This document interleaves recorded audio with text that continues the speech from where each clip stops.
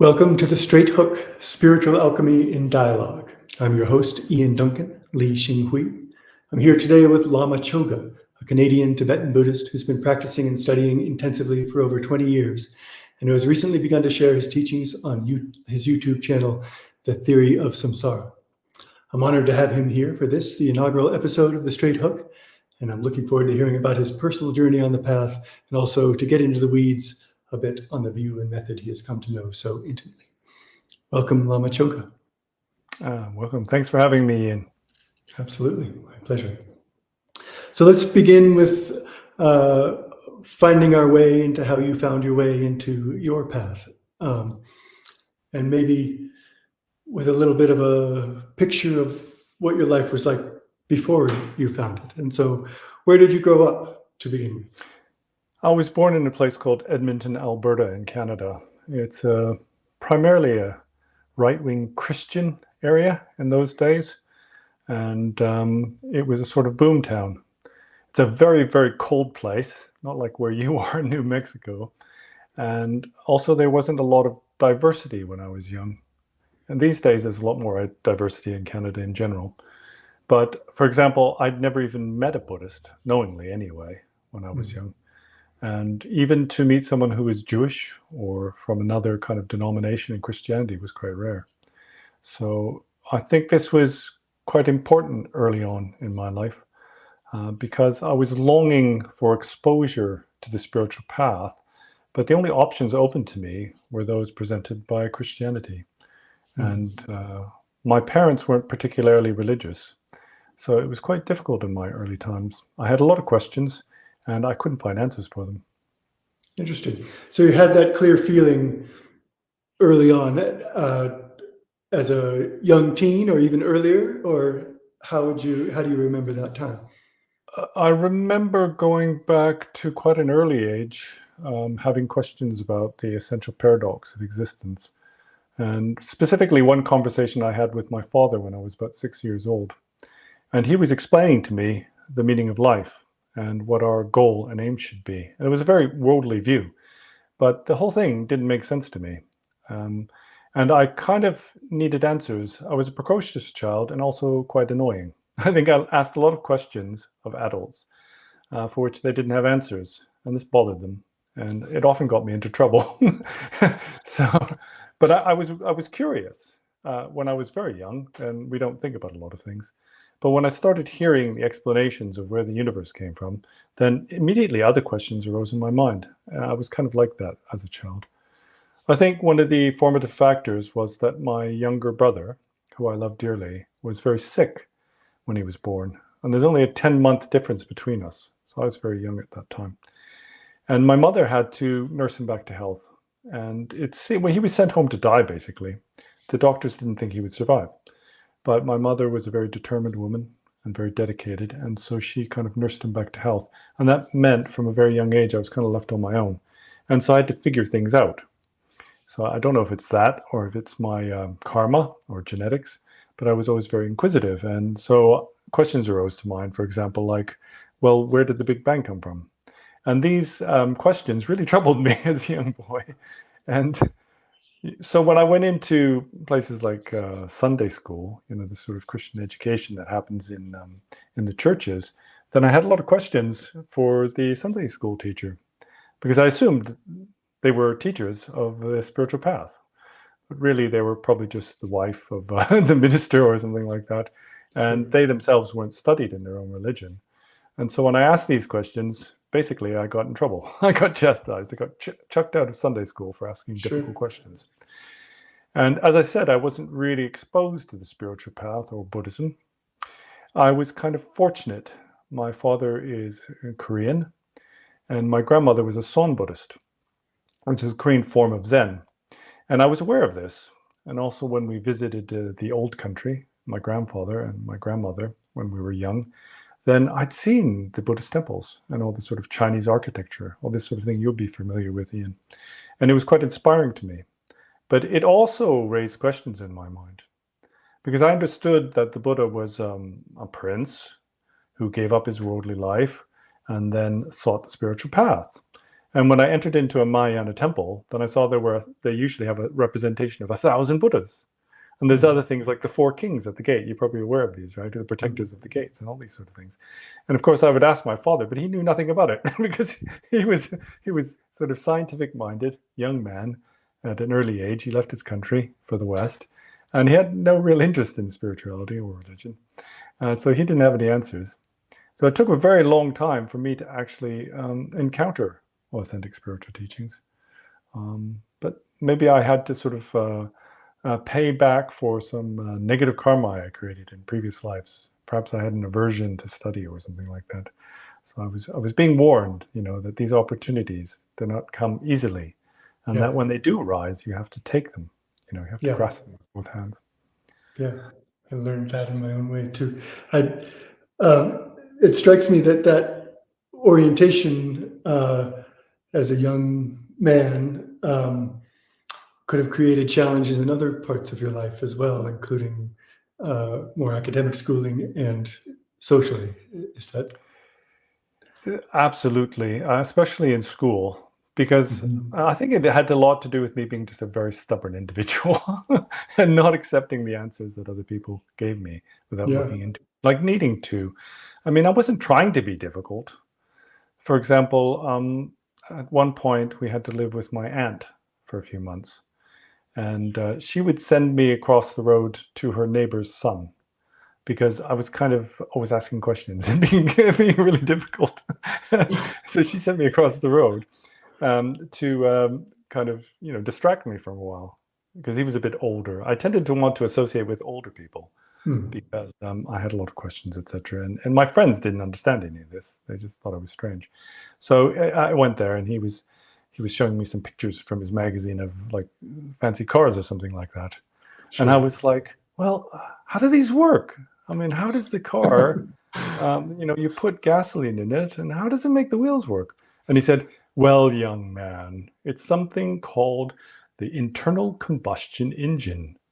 And I thought, oh, combustion engine. And then I said, well, how does that fire that burns on the inside of the engine get transmitted into mechanical energy in the wheels? And at that point, he just got completely frustrated. And he said, let's play a game. I'll tie you to the fence, and you see if you can escape. That game might be of interest to you, actually. There's good problem solving involved. Yeah. Because he felt in a position of superiority, right? He had an answer that a young child didn't understand. Right. But then when I asked him to further explain how it worked, he realized he didn't know the answer. It was just too difficult to make that answer. And so he got fed up, and he tied me to the fence with loads of rope. And of course, I was very naive, so I thought he was just playing a game. But really, he was just trying to get rid of me. And so he tied me to the fence, and I thought, wow, this is exciting.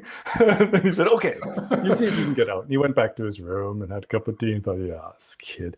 And then 5 minutes later, I showed up, and he said, how did you untie yourself? It was quite funny. So I have a lot of memories like this as a child. Sure. And and adults getting very irritated with me. So I would imagine then that you kind of floated through the high school stage while educating yourself in an extracurricular way. And then did you go to college? Did you find something of interest to pursue at that level? Yeah, I never went to university. And this is associated with two things. One, me being extremely stubborn and strong-headed, and this conversation I had with my father when I was 6 years old. So I'll need to introduce this into the story if you want to know how we got there. Yeah. But I'd asked my father why I needed to go to school. Right, as I explained, as a young child, I was left to my own devices. So I learned to like that. I just kind of liked, I started taking things apart and doing all this kind of thing, figuring out how things worked. And I just thought I was fine. I could teach myself and I'd be okay. And so I asked my father, well, why do I need to go to school? Why it's so much effort? Why can't I just stay home and play? And of course, the adult, thinks, oh, yes, of course, children don't want go to school. I said, well, you have to go to school because you go to school and then you go to university, you get a good degree, and it's really important. And I said, well, why do I need to get a good degree? And my father said, well, because you'll need to get a good job to earn lots of money. And I said to my father, oh, I don't need lots of money. I can just do something like sweep the streets or something like that. I'll be fine. And he said, no, of course you need a good job, because otherwise, how are you going to support your family? And of course, I was only like 6 years old. And, what? I don't have a family. I don't need a family. I don't want to get married. I had no interest, of course, at that time. And he said, of course you have to get married. Of course you have to have family and children. Otherwise, who will carry your name? And then I thought, that's crazy. My last name is Lee, right? I thought there must be like 1 billion people in the world with the name Lee. And so why should I specifically need to carry the name through having a wife? So at that age, then I thought, well, the whole world's just crazy. People have got very strange ways of thinking, and I don't need any of that. And then I'd heard that when you were kind of 18 years old, you became an adult, and that you're free to do as you wanted. So I thought, well, I'll just wait till I'm 18, and then I'll leave. And it was funny because when I was about 14 or something like that, somebody said to me, well, you don't have to stay at home until you're 18. Actually, legally, you can leave when you're 16 or something like that. So as soon as I was able to, I left home, and in fact, I went to a completely other side of the world where I had no family or friends. I moved to England to become a musician, and I had some kind of crazy idealistic idea that I could be like some kind of modern day troubadour and just travel around and play music. I had thought that music and ideas had changed the world. For example, you would hear the songs of Bob Dylan and other people who sing about ideals, right? I mean, this is what I was looking for. I was looking for these sort of ideas that shape and change the world. I suppose it could be what you call a philosophical tenet, the meaning of life, these sort of things. And it seemed that many people in the music industry, many artists, sung about this sort of thing. And so at that age, obviously when you're 17 years old or something like that, then you see these things to be really important. Of course, there were some fundamental points that I'd completely gotten wrong, and I was young, strong-headed, and idealistic. But that's how my path brought me to the UK. But really, that was quite fortunate, because it was by moving to the UK that I was able to come in contact with the Sublime Dharma. Because, as you know, Britain was one of the first places that the Tibetan Lamas established a monastery. It's a place called Samye Ling. It was, in fact, the first Tibetan monastery in the West. And it is in that way that I came to meet my teacher. And so fill in that part of the story a little bit, if you would. Did you meet a lama in the library, in the park? Did you see a poster and find your way to the monastery itself? Or, how did it's the dots strange connect? because at Samye Ling, this sort of thing happens all the time. For example, there's a good friend of mine called Vin Harris, and there was a lot of people in the 60s and 70s who, they'd gone to India, they did the hippie trail, experimented with all kinds of drugs, and many of these people eventually ended up in Samye Ling, and they established a community. And when I was a musician, then I would travel all over the place, right? You go touring, things like that, and often would go up the M6 on the motorway to the north of England to play in Scotland. And then every time I came past the Lockerbie exit, it's a town in Scotland. It's not very interesting. Its only claim to fame is that some terrorist bomber blew the plane up and it crashed into the village. So every time I went by this place in the on the train or on the tour bus, then I would think, I must get off here for some reason. Like I wanted to explore. I felt this pulling or this magnetization to go into Lockerbie. But there's nothing in Lockerbie. It's just kind of industrial Victorian town or something like that. It's not very interesting. But that's where the exit is for Samye Ling. And often when I passed this place on the train, then kind of strange people would get on board, hippie types and that sort of thing. There's people wearing kind of spiritual clothing. Of course, I knew nothing about the place. For example, one time, this one woman got on the train and she gave me these stone eggs. I thought it was really like symbolic. There was something about that. Yeah. But eventually, then I did come to know about Samye Ling and to visit there. And when I arrived for the first time for Dharma teachings, then I had this very strong feeling that I didn't want to leave. This notion of kind of renouncing the world and being able to pursue the path of meditation and spirituality was so appealing to me. But of course, at that time, then I'd already become a very worldly person with children and property and possessions and all that sort of thing, and all the responsibilities that go along with it, jobs and wife and that kind of thing. So these things ultimately can be, not necessarily, an obstacle to your progress on the spiritual path. You have a specific karma with another individual, and if that individual doesn't have this sort of inspiration towards spirituality, then it's quite difficult for you. If your spouse, your partner, is very open to you pursuing things, even if they don't have interest, then that's great, but that's not always the case. So it did take some time, but eventually I ended up going into the Summoning Retreat in 2010. So it was, it's quite a long time after I moved to Britain. Mm-hmm. And so you developed a relationship with the place itself, and did you find there was a teacher or teachers that you had a clear resonance with, and that kind of fell into place in this natural way as well? Well, I have to backtrack a little bit because from a young age, I always had an interest in meditation. So again, when I was at school, I was just a kid, 12 years old or something like that. Our school was kind of academic, and we didn't have any sports or extracurricular activities, that sort of thing. So they tried to encourage the parents to start up little groups for the children if they had other interests. Mm-hmm. And one day, then there was a poster up, and it was for yoga. And I had no idea what yoga was. I mean, it must have been 1978 or something. It was a long time ago. And I thought, oh, I must do that. And I told all my male friends, right? Well, I didn't have any girlfriends, because when you're that age, it's sort of like boys and girls are separate. And they said, well, what do you want to do that for? Yoga's for girls. I had no idea what it was all about. But we did the yoga class, and it was just complete agony for me. It was brutal because, all the girls were really flexible, and I was really stiff. I had no flexibility. We did no sports in my school. It was torture. But at the end, then the teacher did something. She got out a candle and she taught us meditation.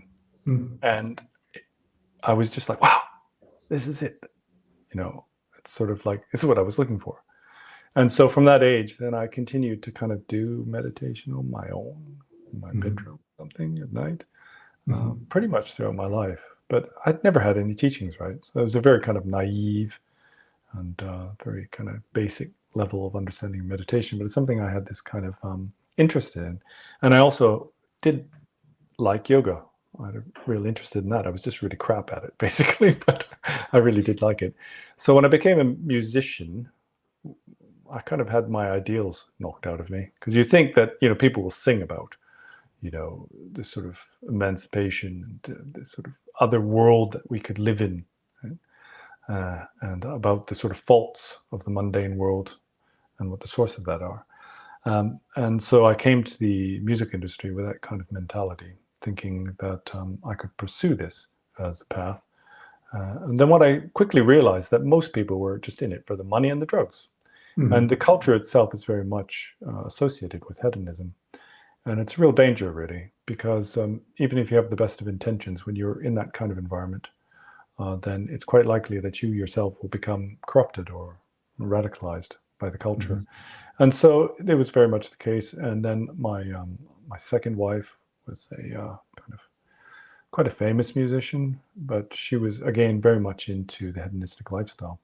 So as we progressed in our music career, then that became kind of a very strong focus. Mm-hmm. But I had a strong feeling that this wasn't right, and that I needed to break out of that cycle. And I would say things like I felt like we should make meditation music or something like that. But she had no interest in the spiritual path or meditation or yoga. Mm-hmm. And so it was at the end of our relationship when I was starting to find my own space as an individual and toying with the idea of kind of breaking out of a kind of this sort of relationship trap that I was in, that I decided to take up yoga again and clean my life up a bit, yoga and meditation. And by that, then I had been doing some work for a friend, and his wife was a yoga teacher, and she didn't teach men. She only taught a small group of old ladies, but she knew I had a strong interest in yoga and meditation, and so she sort of agreed to start a men's class, and I started doing that. But she was the woman who had an association with Samye Ling. And the other thing is, her teacher is a very venerable and excellent Rinpoche called Trangu Rinpoche from East Tibetan, but their monastery is in Nepal. I knew nothing about him, but she kind of tricked me. I was helping her with her husband for computer work, and also she did some kind of legal stuff, so I was doing computer work. And she said, could you come around and help Rinpoche out, because they need to establish some kind of international email system. Now, in those days, it wasn't easy wherever you go to do email, and he had to travel all over the world and teach. And so he did need this, and she knew I'd be able to do it for him. But I think she just wanted me to make a connection. And I have to say that meeting Trangu Rinpoche and his sort of entourage of monks at that time was a pivotal moment in my life, and it changed the direction of the course of my life.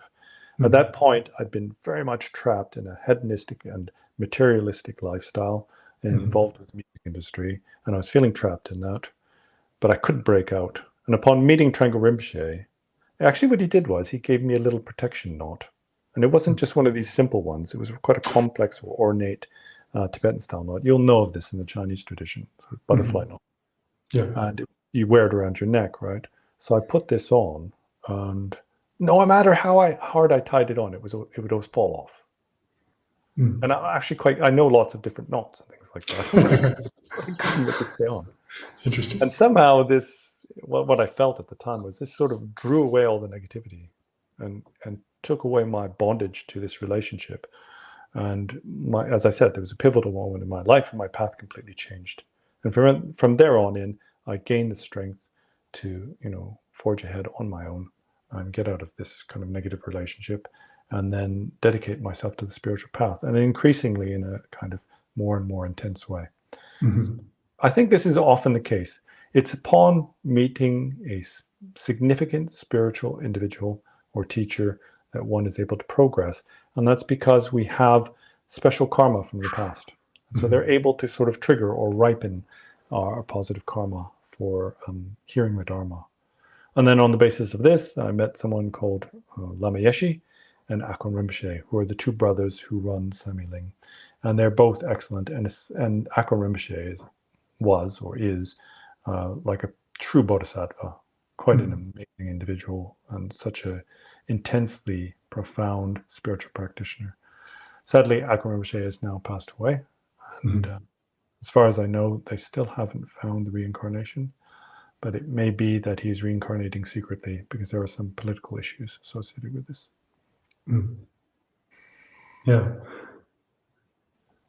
Yeah, well, thanks for sharing all of that. The interesting and beautiful expression of a kind of karmic progression, in at least in retrospect, perhaps, and also these qualities of being inadvertently kind of an outsider as we grow up and grow old, and also the qualities such as stubbornness that at first seem like obstacles to a frictionless life end up being, the harness that secures you to the ox, the horse that pulls you forward in the path.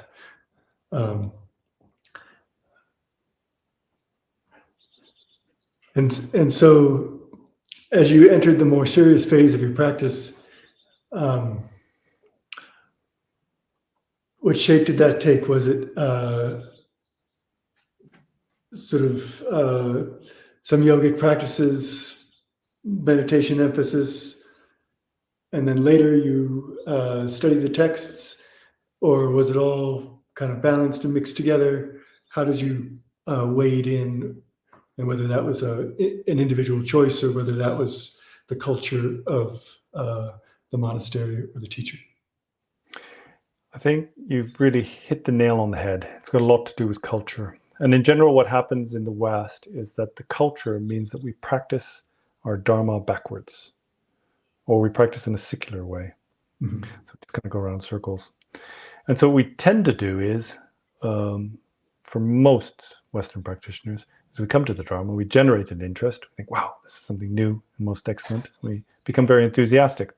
And then what we do is what we do with everything in the Western world. We think, well, what's the highest Dharma? Yeah. What's the most expensive, the shiniest, flashiest, what's the Bugatti of the spiritual world? And then we want to sort of immediately absorb ourselves in Dzogchen or Man Mudra. Right. And generally that's mistaken. So we want to go straight to doing the highest practice that there is. That is freedom from elaboration, the practice of no effort, all that sort of thing. And so did you have to be cured of that? Did you have to be cured of that impulse yourself? Or yes, and quite luckily, I was cured by an authentic teacher, someone who was brought up in Eastern Tibet in Kham from a young age, was ordained as a monk, and then relied on some most amazing and significant lamas. The sort of lama that we just aren't able to encounter these days, mostly because little by little they are passing on, and there are few people with their kind of strength of practice and level of realization and learning and venerability. So it's very difficult. But having met this individual, it kind of really shook up my understanding of the spiritual path. So as most Westerners, I come to the temple and I want to learn how to meditate, right? And in general, we think that's like sitting still, like in sort of zazen or something like that, or staring at a candle or watching the breath. And we think that this is what will lead to liberation. And the thing is, we don't know any better because we've never studied. In general, there's a progression. It's study, contemplation, and meditation. But we start with meditation, and then eventually, hopefully, we'll come to do some study. And many people actually abandon this arm of study. They think it's no longer necessary. In fact, we see the old text to be somehow outdated. That's a huge mistake. In general, in the Buddha Dharma, then it's taught there's two strains of meditation. There's what is called placement meditation or stilling, and then there is insight, that's wisdom. And it's this second type of meditation that leads to the results of awakening. And the cause of stilling, or creating peace and tranquility in the mind, is said to be discipline. So it's quelling the fires of the negative emotions. But the cause for generating insight is taught to be study. But that's not restricted to the study of the textual tradition. That also involves the study of experiences, appearances, perceptions, those sort of things, thoughts. But you do need to engage in this study. So to go back to your question, I was the typical Westerner, and I had enthusiasm for my practice. I just wanted to take it to the next level, etc., like most of us do. And I heard, for example, in our tradition, that the thing you need to do is you need to go off into retreat and practice, go into the wilderness and practice. And this is what I was searching for, but I had kids, cars, a house, jobs. I was a busy worldly individual. And I basically had thought that this was impossible. It's never going to happen. And I went to see Akong Rinpoche one day. There was some kind of event in London at the center, and everyone usually will get a meeting with the Lama. You go to have a chat. And so I went to him, and I was talking about the usual worldly problems, like my son's having difficulty, he can't discipline himself. And Akong Rinpoche was quite bored with all this. He had no interest in the worldly aspects. He said something like, well, you could send your son to the army.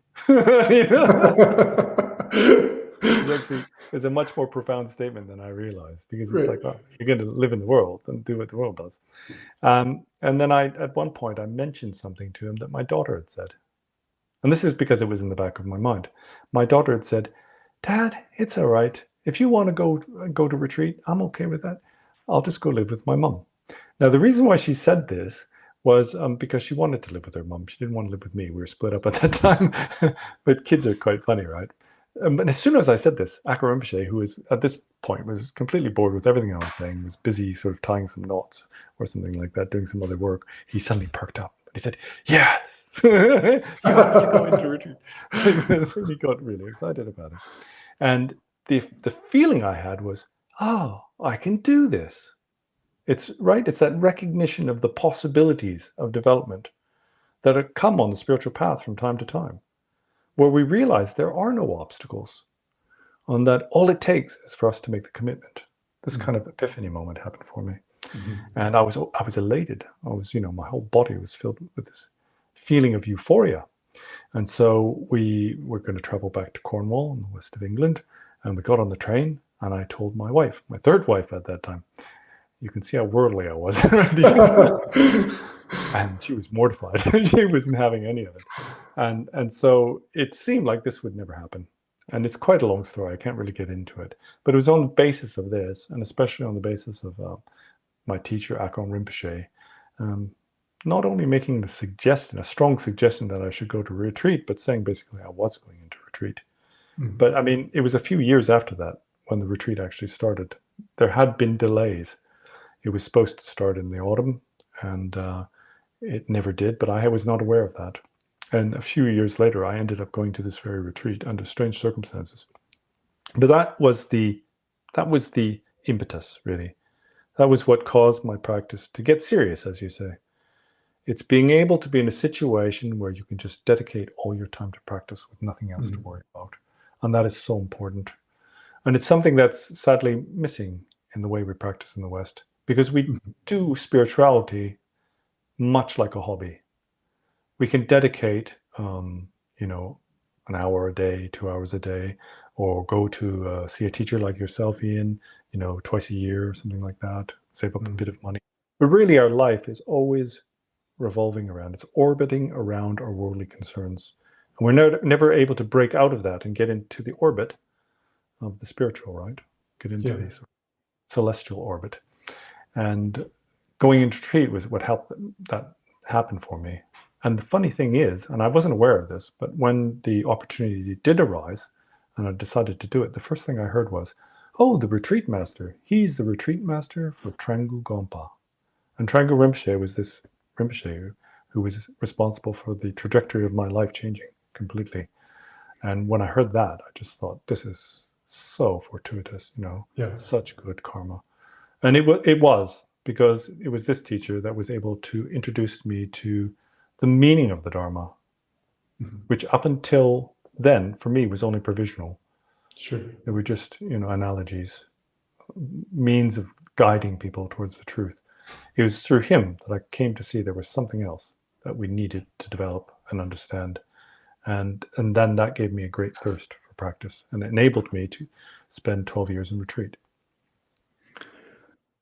And so as you entered that phase, had you already established stillness essentially in practice? And so this was the next, you went straight to study of mind and perception and insight, or?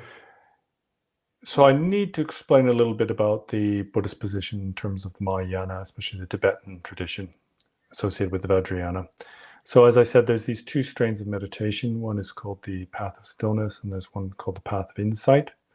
And both are necessary. They have to happen in synthesis in order to achieve awakening. But it is only insight that will achieve awakening. The problem is you need to be able to remain in insight, right? You have to be able to reside or rest in this effortless effort, right? This kind of unborn nature. And in order to do that, you have to have a certain amount of stability, or this stillness of mind. So as most Westerners, then we do a bit of shine, or shamatha as you call it, in this placement meditation. And then after we've done that for 2 hours a day for a few years, we think we're experts. We think we have some high level of meditation. As most Westerners think that, they think their meditation is quite good. And we can see, without getting into the realms of the Buddha Dharma, we can see that this is not the case. Because if we look at the Hindu masters, for example, Ramana Maharshi, then their samadhi is so profound that, for example, in his case, he would be sitting there meditating and there were rats eating at his legs. And his samadhi was so deep that he didn't even experience any suffering or pain. He would come out of his meditation after a week and he'd look around and realize, oh, pests have been biting into me. And he would get up and relocate himself somewhere like the basement of a church. Children used to throw stones at him. And there are many current Hindu masters who can have their appendix taken out without anesthetic. So this is a profound level of mental stillness. Ultimately, it's not what we're looking for in the Buddha Dharma. We don't value this perceptionless absorption, especially in the Mahayana. But having said that, then I had some kind of, we call them worldly experiences of stillness and meditation that I can use as reference points. And this also applies to my experience as a yoga teacher. Because first, actually, I started developing the yoga path. And it came from this interest I had from being at a young age and associating it with meditation. But I saw that the teachings were very limited in terms of what you could learn through the Hindu yoga tradition in the UK in general, because they mostly focus on asana and pranayama, these sort of things, pratyahara. But through that, then I was able to tap into or have a reference point for what we call samadhi in the Hindu tradition. So I know what they're talking about because I've experienced it. However brief that was, I know what that's about. And I also, so I can compare that or understand the significance of that in terms of the Mahayana tradition. So in retreat, then we mostly invest our time in what are called these kind of creation stage practices. So they're tantric practices, and they use the creative power of the mind. And ultimately, the Vajrayana is about insight. But the truth is there are very few people who are able to practice the Vajrayana authentically. It's taught that it's only a bodhisattva on the pure levels who is able to authentically practice the Vajrayana. That's a big topic, so I can go into it. But that's an extremely high level of practice. And so, on the other side of the coin is that these Vajrayana practices are the supreme method for developing mental stillness and acuity, because of the complexity and the use of all the gates of karma, body, speech, and mind, through this creative process of fabricating a mandala of the deities, along with associated meanings, has to create this experience of mental stillness. So there's 3 basic levels of this stillness. And if you can achieve stability in those, then that's actually quite a high level. So I've got to go back. Sorry. So I started talking about these 2 paths of the stillness and insight, right? So eventually you have to develop insight. There's no choice. You got to develop insight one way or another, but there's different methods to achieve that. So insight itself is what we call the direct path. So this is the resting in the uncontrived, unborn, effortless effort. Now, you can do this in various ways, but everything that leads up to that is called the progressive path. Now, the progressive path can be textual study, it can be a yoga, it can be stillness meditation, it can be all kinds of things. And so one of these is you can develop your shine, or your stability of tranquility, right, to a very, very high level until the mind is resting in the 2nd or 3rd results of stillness, right, which is like the stillness of a broad river or the stillness of the unmoving ocean. And then when you achieve that level, it's very easy to make a leap through into insight. Now, stillness itself is not a cause for insight. Right?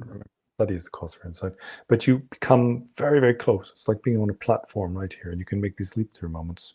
Now, you can do that, or you can start off the other way around. You can start off by recognizing insight first. And then having recognized insight, which is called recognition of the true nature of mind, then you can use that as your meditative object for stillness. And by that, develop your stillness very, very quickly.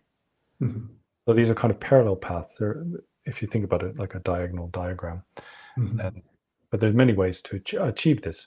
And in general, then the Tibetan Buddhist path associated with the Mahamudra is about this first developing insight. So in the Dzogchen, what they do is they teach the view. The view is the view of purity, the inseparability of bliss and emptiness. They teach this, and they use this object as a focal or a fulcrum in order to develop insight. And in Mahamudra, what we do is we use meditation. We use meditation techniques to do this, but essentially it's the same in the end. What we need to do is develop insight. So having spent, like in 4 years in retreat, I spent about 26,000 hours meditating. So because of that, I have a lot of reference points. where I can identify what something is and how it comes about and have experience in that. But what is lacking is the, I suppose what you would call stability. So, and at the moment, then my ability to do this is severely limited because I came back from the monastery 2 years ago, almost 2 years ago, to Canada to look after my elderly parents. And so in the meantime, I'm not really in a position to dedicate, 16 hours a day to meditation. That's what you need to do, really. I mean, there are special individuals who can sort of suddenly realize the profound truth, but they're very rare. They're much more rare than we think. If you read what's on the internet these days, you think then they're a dime a dozen. Everybody and their grandmother is awakened, including Jim Carrey. That's sort of, it's not that easy. Yeah. So my plan anyway is once I'm finished caring for my parents, then I will be able to get back to dedicating myself to practice. So sorry, there was another point in your conversation, and that was about study. So I went to Nepal after my 4-year retreat in Scotland in the Isle of Arran, and there was my teacher, this guy from Eastern Kham called Khenpo Labo. And he started a Shedra, which is a monastic college program. It's a 21-year program, which seems absolutely crazy, but it started about 4 years ago, something like that. And so it was through his influence that I came to be able to study the text. And that's in the way in which my practice went backwards. I started off thinking I knew meditation, realized I didn't know anything, and that I had to go into retreat. And then in the end, then I ended up doing some serious study. And in general, it's funny because, Westerners love studying. We love physics and all this kind of stuff, and we want to go to university. But if you take them to a Dharma center or to the temple and you say, okay, now we're going to study this text, they're all like, do we have to? It's like me when I was a kid, I never wanted to study. Yeah, I wonder why that is. I mean, maybe it feels like outdated information somehow, or I've never had that obstacle. It's always just inspired, enthusiasm and interest to draw me along. But yeah, this, maybe we can bridge now to, in a sense, you as a teacher and you, how you encounter the world or kind of rediscover the world as you come out of retreat. And I see I've watched a lot of your videos and learned a lot and enjoyed them. And your role seems to be either becoming or is one of reformer, or sort of correcting misconceptions, correcting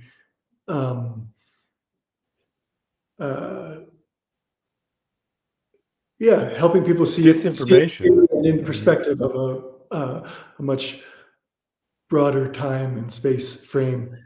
So I wonder, as you're processing these differences and this experience, how do you relate to our time as a distinct time, and the students who hear you and also the students who don't? I imagine you're developing a kind of clear picture of the character of that demographic or of our time in general, given the contrasts you've had the opportunity to experience.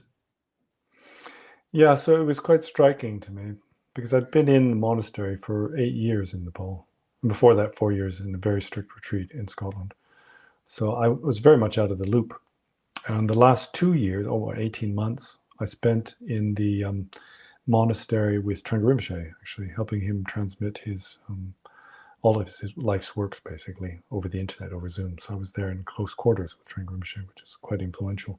But so I'd been basically in a monastic environment in retreat for 12 years, except for a bit of traveling in between, and occasionally having to sort out my passport in Kathmandu. So the way we live in the West, etc., had become very unclear to me, and how things had changed. Nepal is really kind of pretty backwards in many ways. It's like going backwards in time or going to some other planet in many ways. And so I heard that my parents had become ill. They both had COVID. My mom was in hospital. And I knew this was coming, and I'd kind of prepped my teacher on this. I sort of said, well, I might have to look after my parents at some point. So he was kind of aware it was going to happen. And then there was just an emergency decision. I just had to go get a flight. And I just flew on a night flight with a small bag and came back. And coming back to the West to me was this extremely poignant. There was a kind of feeling of culture shock. I mean, I'm from the West, but I'd gone from being in this retreat in the mountains in Nepal, and then you land in Doha, and there's like Bugattis and Lamborghinis and Rolex watches and everybody rushing around. And so slowly I started to pick up on what had been going on in the world, So at first I was blown away, really, that how different the world was than when I went into retreat. For example, when I went into retreat 12 years earlier, then people were kind of at the phase where they were opening up to their female energies, and that sort of thing. And then when I came out, there was all kinds of like neo-Nazis protesting in the streets, and this really polarized world. Mm-hmm. And it was under the influence of kind of negative influencers on the internet. There's a lot of disinformation, and this isn't just sort of socio-political. This is also in spiritual path. And for example, many people claiming awakening, which I was quite surprised about. When I came back to the West, then quite quickly it became obvious that I would have to stay because there was no other option. We needed somebody to look after my parents. The healthcare system in Canada is not doing well, so there weren't many options. And so I thought, well, if I'm going to stay, I have to find ways in which I can try to benefit others in terms of the spiritual path. And I had thought about releasing things on YouTube, for example, but I kind of wondered, I had my suspicions of whether it could actually be productive or not, how many people you could actually help. But I had a very low baseline. Maybe this is quite a high baseline. If even there are a few people who were kind of steered in the wrong direction on the spiritual path that I could kind of help back into practice, or could open their eyes to another way of thinking about spirituality that wasn't based on these mistaken preconceptions. Very important thing here is that I experienced the Buddha Dharma from both sides of the fence. So when I was starting out on my path, I was very much like most of the people these days who are interested in spirituality. It was new to me. I wasn't a Tibetan speaker, and I was seeing it from this side, the side of a layperson, with all my preconceptions, etc., and misunderstandings. And then having done this 12-year spiritual journey and becoming fluent in Tibetan and becoming an interpreter and a translator and having received tens of thousands of hours in spiritual teachings in a very authentic manner, then I could also see it from the other side. For example, the way that the Tibetan Lamas speak in Tibetan amongst themselves about spirituality is very different than the way they speak to Westerners.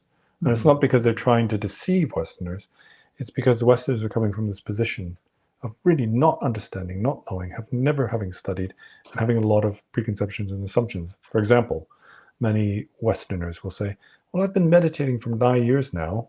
Am I not on the path of insight yet? For example, people have this kind of idea. Well, the path of insight, if you study and you understand what it is, it's quite a high bar. It's really difficult to achieve. The Dalai Lama himself is only on the upper level of the path of accumulation, which is the first path. And the path of insight is basically liberation. So I thought, well, it might be useful to release videos on YouTube. And so at some point I decided, well, I'm just going to give it a try. And I released a video saying, hi, my name is Choga. This is what I'm doing, sort of thing. And I have to say that it's worked out pretty good, because there are many people out there who have a similar story. What I've experienced and also to what I'm familiar with. Westerners come to the spiritual path, they get really enthusiastic, they dedicate loads of their time to practice. And then after many years, when basically things don't change, they become despondent. It's what we call becoming jaded in Tibetan. The term is strange, but it means basically they become jaded. And they kind of give up. And so there are many people who've stopped meditating, lost their interest. And there's a few of them out there that through watching my videos, whatever I've got to share, have been able to get themselves back on the track. And so to me, that's very rewarding. Yeah. I don't consider myself to have much of personal to share, but I have had the opportunity to receive authentic teachings from an authentic spiritual master, and also gain insight into what this is all about, fundamentally what it's all about, not provisionally, what the true inner meaning is. And the other thing I noticed as well is, because of my background in having an interest in science, is that the closer you get to the spiritual truth, then the closer you get to the physical truth as well. So the concepts that are taught in the Buddha Dharma have this kind of horizon where the spiritual and the physical meet, science and religion meet.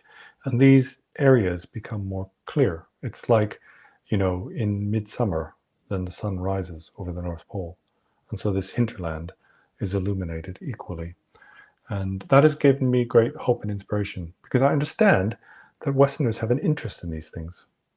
We're interested and inspired by quantum theory, chaos theory, string theory, these sort of things, these new ideas and ways of conceiving about the fabric of the universe. And these themselves are not in contradiction in any way to the inner teachings of the Buddha. For example, the Buddha, 2,600 years ago, said that everything was made out of atoms that were indivisible.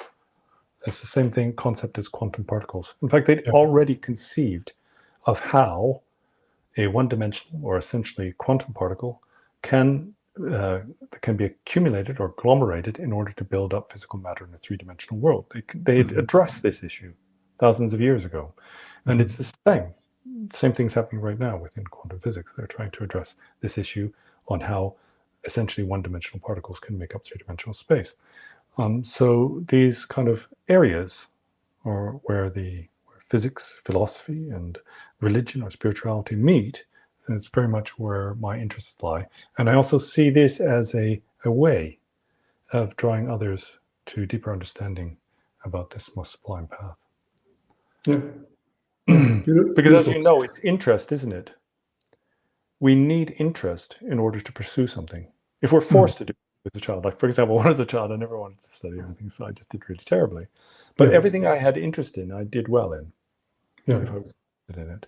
And this is what we need. And so many people, as you said earlier, they kind of write off spirituality. They're kind of like, well, meditation helps me relax. But when you start talking about Shantideva's text from the 8th century, the way of the Bodhisattva, they're like, well, some guy wrote this centuries ago. It's outdated now.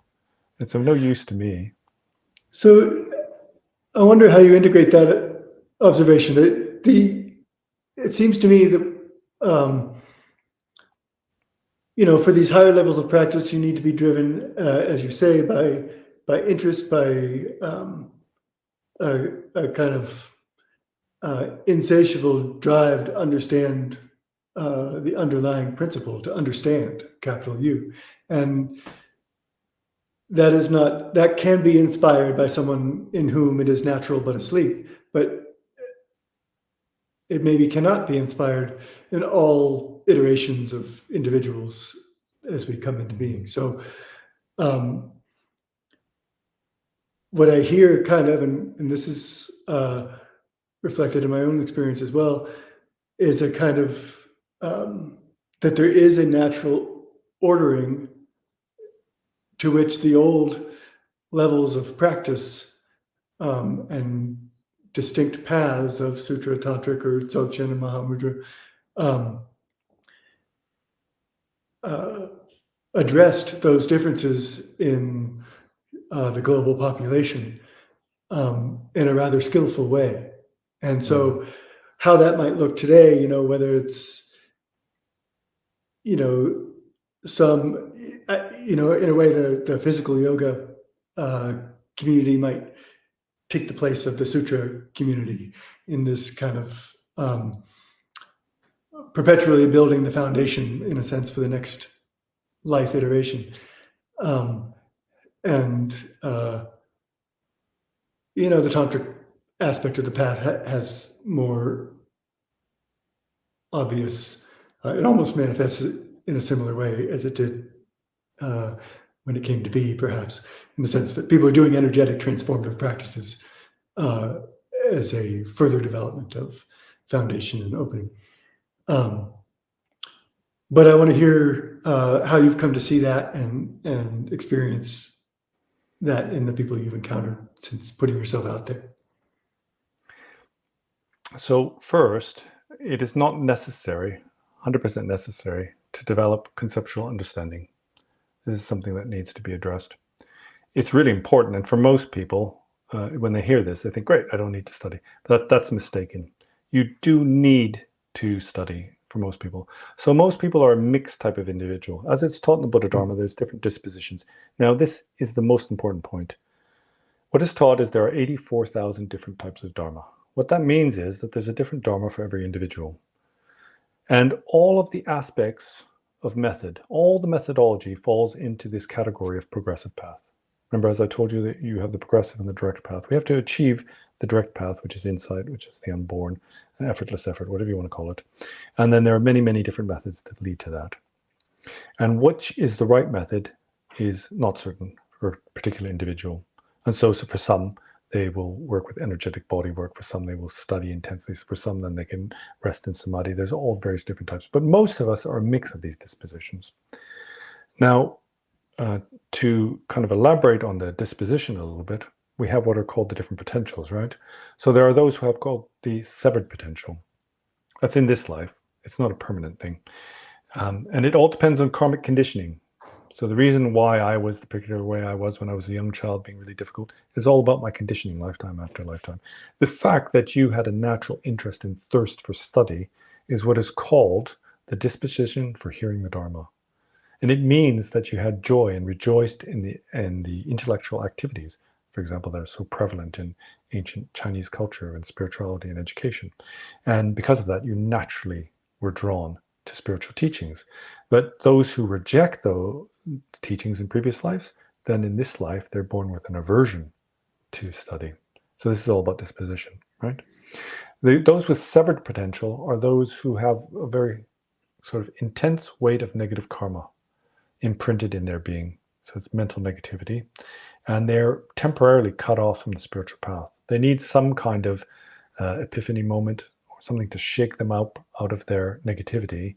Usually that is some kind of intense suffering, for example, near-death experience, where they realize, oh, I was so wrapped up in my material life, but this is just not the way. I must seek a liberation. So there's the severed potential. And many people fall into this category. So in some ways, there's almost nothing you can do. And so what the Buddha for these people taught is try to be good human beings, be generous, practice discipline.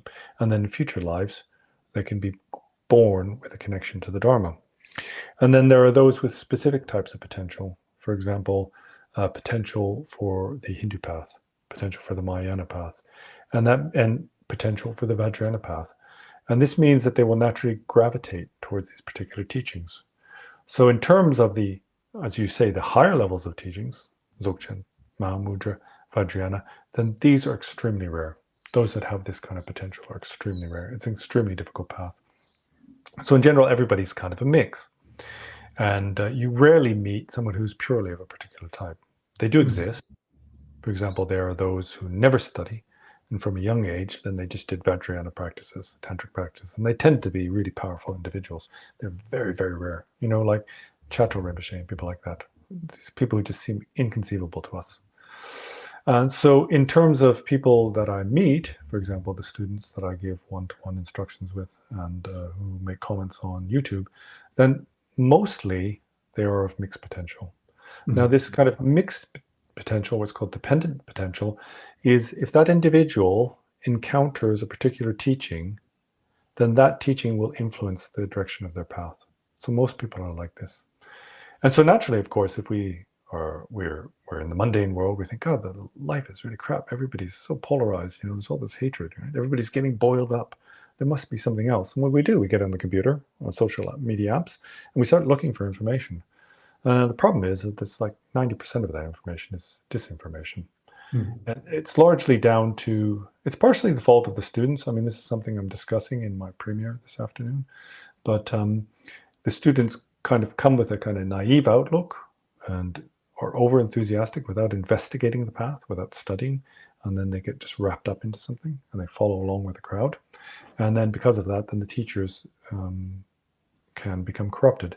Also, the teachers themselves, if they themselves have not conquered their own negativity, if they themselves have not developed insight, then there's always a chance that they're going to lead their students astray.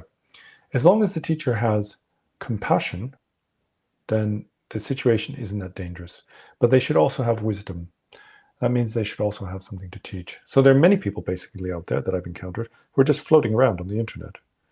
There's very little access to spiritual path. I met somebody from kind of deep south somewhere in America, and they were saying, well, I'm unlikely even to meet a Buddhist where I am. It's all Southern Baptist. Yeah. So there's that difficulty. What do we have to do? We resort to modern technology. And it's incredibly powerful, right? Right now, you're using this platform to contact all your thousands of students and viewers. And it's a way in which we can inspire others, right? So there's this interaction called the teaching and listening to the spiritual words, or teaching of the Dharma. And it's very powerful if used correctly. Unfortunately, most people on these platforms are looking for an alternative source of income. So it becomes transactional, right? And in order to do that, what do you do in commerce? You give something somebody likes, and in exchange for that, they give you some money. And so the teacher's not really having wisdom, then they kind of just pander to their students and tell them, it's okay. You don't have to meditate. You just do whatever you like. This is another reason why Westerners don't like what's taught in the Dharma, because in the Dharma it says, first, you must understand suffering. You've got to give up alcohol and sex and drugs and all the fun stuff. Shave your head. And so people are like, oh, I don't like the sound of this. Yeah. and then what happens? Well, we see somebody like Osho, Sadhguru. I'm not saying these people are bad. Sadhguru is really funny. I quite like him, really, but I don't know anything about him.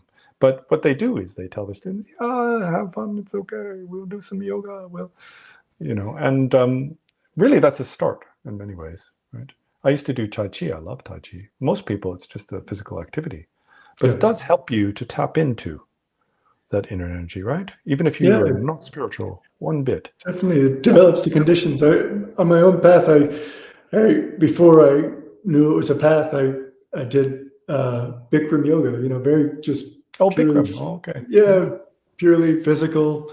Yeah. No pretending like this is a spiritual. But you'd be sitting there, right? You'd be sitting there doing something really difficult. Oh, yeah, it was really hard. You'll feel some kind of stillness in the mind. Well, there's that, yeah. But I think that such things have a real impact on the foundation that's establishing the conditions for further practice. Yeah. And I did it every day for 4 years, and I was extremely fit and flexible. And I think that translates into the inner landscape to be strong and open, and to the mind as well. And so then when I encountered the Taoist teachings, there was this capacity that was prepared, the potential was established. And so I think that's true for a lot of what's going on out there, and including the kind of influencer teachers, as long as they're not actively kind of deceptive and have malintent in some way, that it's easy and accessible, and thousands of people can get exposed in a certain way, and then find it lacking, and then find someone like you to take them the next step, or to just expose them to the possibility of other things being out there. Yeah, certainly. It is. There's a bit of danger involved in all of this as well. I mean, aside from those who are outwardly malicious, but we are kind of easily radicalized by our own negative emotions. So even if we start with the best intents, that's very easy to get corrupted. When people start saying, wow, you're so great, you're just like a sublime being, and then ego just takes over, right? And so if we haven't conquered that ego, then we're always in a very difficult position. And so it's not a responsibility I take lightly. Yeah. And I'm sure you're aware of this as well. Students have this tendency, they're desperate, right? We're desperate for happiness and spiritual knowledge. And because of that, then we kind of give over our freedoms too easily. Yeah, there's also a pattern. I don't know if it's a modern pattern, but where we have the urge to raise ourselves up by raising up those to whom we are committed. Funny, I did a Yeah. video just on this, actually. Oh, really? It's about spiritual hyperbole. This is exactly what happens. I've witnessed this so much in the monasteries. Because if Yeah. our teacher is somebody so amazing and significant, then by association, we're somebody special. Right. It's an egotistical thing. But this is what we have to be careful of. People think, no, you don't have, there's no work to do, you know, it's fine, there's no good or bad. But really, our greatest danger, our greatest obstacle is our own kind of greed and anger and ignorance and that sort of thing. Hmm. So I have to always be vigilant. Yeah. Well, I want to respect your time, and I think we're coming to the end of your availability here. Yeah. I've really enjoyed our refinement of cycling through these life arc and tradition arc questions and stories, and appreciate you going there with me. It's been a great pleasure talking to you, and I found it very enjoyable. Well, thank you. Well, good luck in your premiere this afternoon. Do you want to maybe, well, this won't be out. So let's just, I'll put it in the notes, of course, but let people know how they can find you. Sure, yeah. So you can find my YouTube channel. It's The Theory of Samsara, at Ultimate Meaning. And there you'll find links to the various other social media and platforms that I use. Well, wonderful. Thanks for being here, and thanks for doing what you do, putting the good out in the world. Yeah. Okay, take good care. Bye-bye.